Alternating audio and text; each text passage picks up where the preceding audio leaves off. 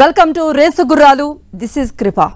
ఒకరు deputy CM, గ్రామ panchayat ward మెంబర్గా రాజకీయ ప్రస్థానం ప్రారంభించి అంచెలంచెలుగా ఎదిగారు. ఇప్పుడు లోక్సభ బరికి సై అంటున్నారు. మరొకరిది ఢిల్లీ స్థాయి రాజకీయం. వ్యాపారవేత్తగా ఉంటూ ప్రముఖ నేతల పరిచయాలతో రాజకీయాల్ని శాసించే స్థాయికి ఎదిగారు.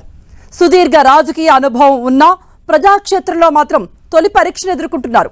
భిన్న నేపథ్యాలున్న ఈ ఇద్దరు ఇప్పుడు ఒకే నియోజకవర్గంలో పరస్పరం తలపడుతున్నారు. మరి గ్రామీణ నేపథ్యం గెలుస్తుందా, ఢిల్లీ స్థాయి పలుకుబడి నెగ్గుతుందా?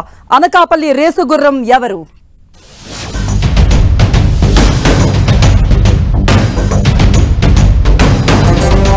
అనకాపల్లిలో నువ్వా నేనా? Deputy CM versus CM Ramesh. Delhi గల్లీలోనూ అనకాపల్లి ఫైట్ పైనే చర్చ. అనకాపల్లి లోక్సభ ఎన్నిక రసవత్తరంగా మారింది. ఎందరో ఉద్దండులైన నేతలు ప్రాతినిధ్యం వహించిన అనకాపల్లి లోక్సభ స్థానానికి ఘన చరిత్ర ఉంది. 1962లో ఏర్పడిన ఈ లోక్సభ నియోజకవర్గంలో ఇప్పటి వరకు 15 సార్లు ఎన్నికలు జరిగితే 9 సార్లు కాంగ్రెసే గెలిచింది. అంతేకాకుండా ఓసారి కేవలం 9 ఓట్లతో గెలిచిన కాంగ్రెస్ ఓ చరిత్రనే సృష్టించింది. ఇక టీడీపీ 5 సార్లు గెలవగా ప్రస్తుత అధికార పార్టీ వైసీపీ గత ఎన్నికల్లో తొలిసారి గెలిచింది. ఈసారి కూడా గెలవాలని పావులు కదుపుతోంది వైసీపీ. అందుకే రాష్ట్రంలోని 25 స్థానాల్లో 24 స్థానాలకు ఒకేసారి అభ్యర్థులను ప్రకటించింది వైసీపీ. ఆచితూచి ఎంతో ఆలోచించి అనకాపల్లి అభ్యర్థిగా డిప్యూటీ సీఎం బూడి ముత్యాల నాయుడుని బరిలోకి దింపింది. ఇక కూటమి తరపున కేంద్ర రాష్ట్ర రాజకీయాల్లో కీలక నేతగా ఎదిగిన సీఎం రమేష్ బీజేపీ టికెట్ పై పోటీ చేస్తున్నారు.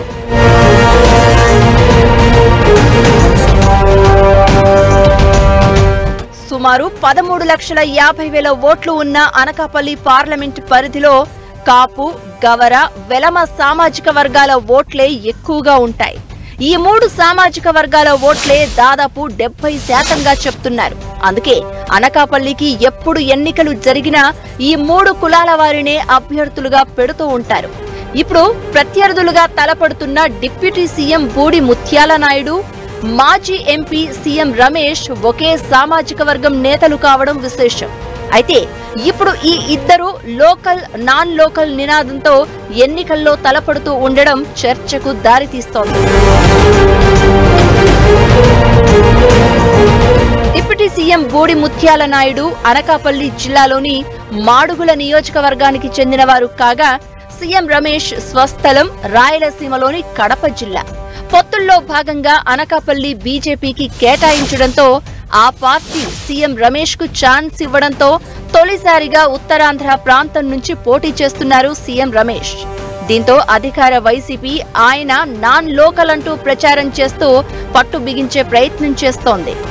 ఉమ్మడి విశాఖ జిల్లాలో 3 లోక్సభ స్థానాలు ఉండగా విశాఖ పార్లమెంట్ స్థానానికి తరచుగా నాన్ లోకల్ లీడర్లే పోటీ చేస్తూ ఉండేవారు. అక్కడి ఓటర్లు కూడా లోకల్, నాన్ లోకల్ అనే ఫీలింగ్ లేకుండా రాష్ట్రంలో గెలిచే పార్టీనే ఆదరించేవారు. అయితే ఈసారి పొత్తుల్లో భాగంగా విశాఖను వదులుకోవడానికి టీడీపీ ఇష్టపడకపోవడంతో అనకాపల్లి నియోజకవర్గాన్ని తీసుకుంది బీజేపీ. దీంతో విశాఖ నుంచి పోటీ చేయాలని భావించిన సీఎం రమేష్ అనూహ్యంగా అనకాపల్లి అభ్యర్థిగా వచ్చారు. అంతేకాకుండా సీఎం రమేష్ సామాజిక వర్గం కూడా అనకాపల్లి పార్లమెంట్ పరిధిలో ఎక్కువగా ఉండడంతో బీజేపీలోని మిగిలిన ఆశావహులను వెనక్కి నెట్టి టికెట్ దక్కించుకున్నారు సీఎం రమేష్. వాస్తవానికి అనకాపల్లి ఎంపీగా పోటీ చేయాలని కూటమి తరపున టీడీపీ నుంచి చింతకాయల విజయ్, జనసేన నుంచి నాగబాబు, కొణతాల రామకృష్ణ భావించారు. అయితే ఈ సీటు బీజేపీ కోటాలోకి వెళ్లడంతో ఆ పార్టీ సీనియర్ నేత జీవీఎల్ నరసింహారావును వెనక్కి నెట్టి టికెట్ దక్కించుకున్నారు సీఎం రమేష్.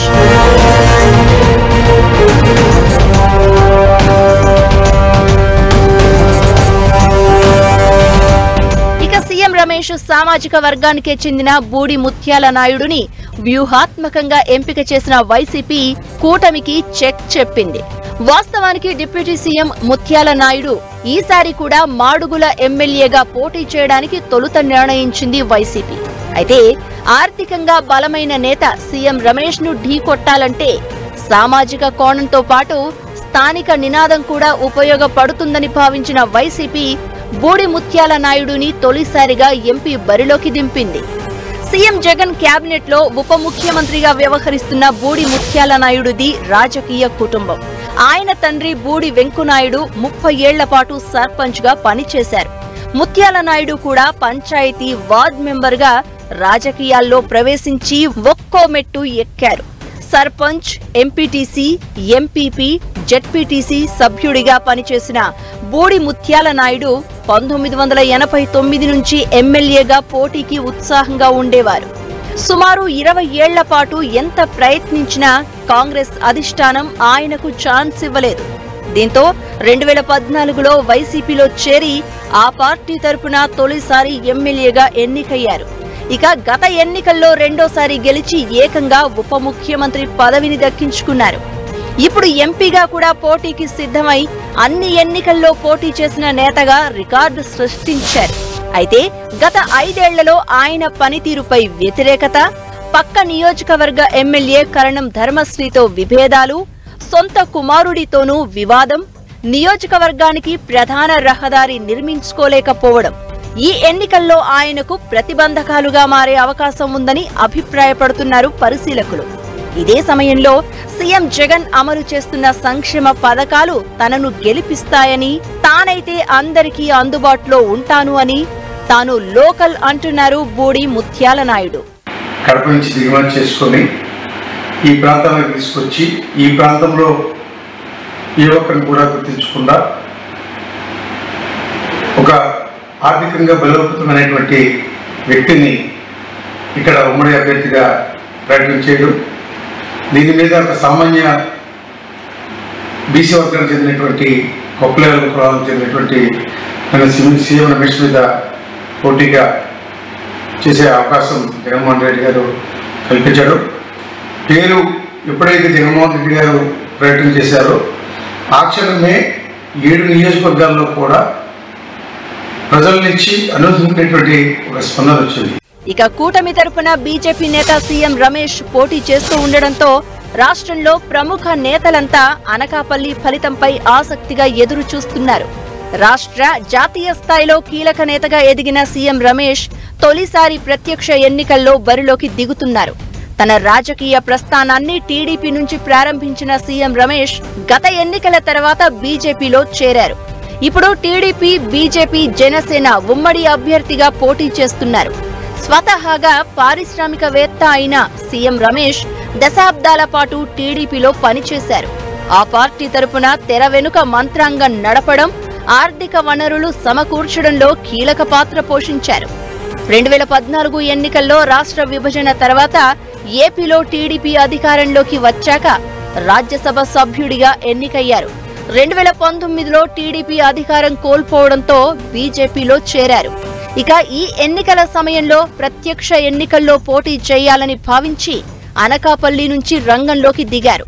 వాస్తవానికి విశాఖ నుంచి పోటీ చేయాలని తొలుత భావించినా టీడీపీ ఆ సీటు కేటాయించకపోవడంతో తన సొంత సామాజిక వర్గం ఉన్న అనకాపల్లిని ఎంచుకున్నారు.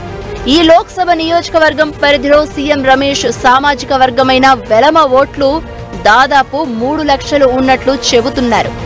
అయితే వైసీపీ అభ్యర్థి ముత్యాల నాయుడు కూడా అదే సామాజిక వర్గం కావడంతో గట్టి పోటీ ఎదుర్కొంటున్నారు. పైగా సీఎం రమేష్ ను ఇరుకున పెట్టేందుకు వైసీపీ నాన్ లోకల్ బాణం సంధిస్తోంది. అయితే వైసీపీని ధీటుగా ఎదుర్కొంటున్న సీఎం రమేష్ తన వాక్ చాతుర్యంతో ఘాటైన విమర్శలు చేస్తున్నారు.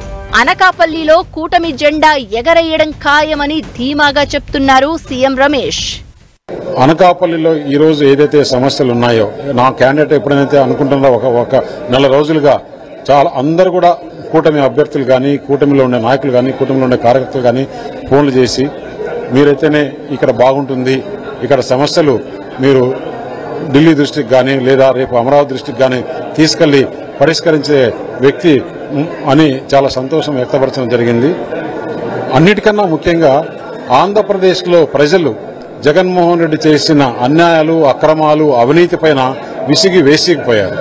ఎప్పుడప్పుడు ఈ ప్రభుత్వాన్ని గద్దె దించాలా, అలాగే డబుల్ ఇంజిన్ సర్కార్ అయితే అటు కేంద్రంలోనూ ఇటు రాష్ట్రంలోనూ ఈ జగన్మోహన్ రెడ్డి ప్రభుత్వం చెడిపేసిన ఆంధ్రప్రదేశ్ ని బాగుపరచాలంటే డబుల్ ఇంజిన్ సర్కార్ రావాలని చెప్పి మొత్తానికి అనకాపల్లిలో ఉభయ పక్షాలు దూకుడు చూపుతున్నాయి.